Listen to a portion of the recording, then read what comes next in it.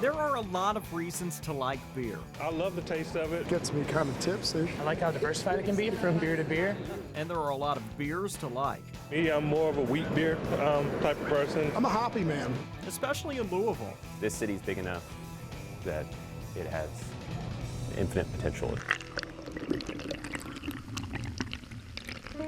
Beer in the Ville has been big on and off for centuries.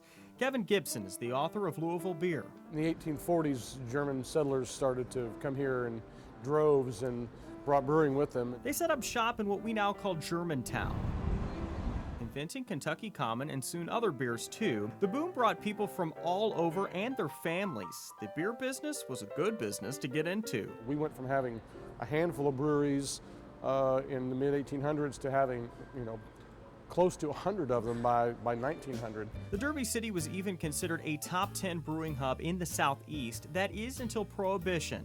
The crowd was forced to thin. What used to be sudsy staples were drying out.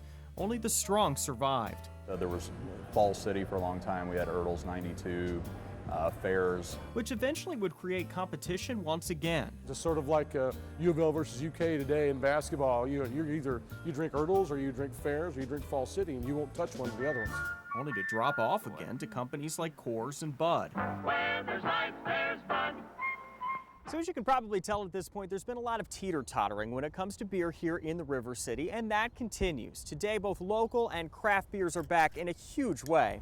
Business owners are flocking to pour money into Louisville beer. It's taken on a life of its own. You'll have your two bonus beers. The Genetic Cul-de-sac is going to be here. That's because the drinks are racking up cash for restaurants like BBC and Against the Grain. The word craft definitely came into play. And at liquor stores like Old Town and Bardstown. And so the people that usually come in here that are in the know are already prepared and just know the release dates of stuff. It's stocked up with anything any beer fanatic could want. But is it all just another fad? Brewers don't think so. I think you see a lot more ingenuity in the brewing process now.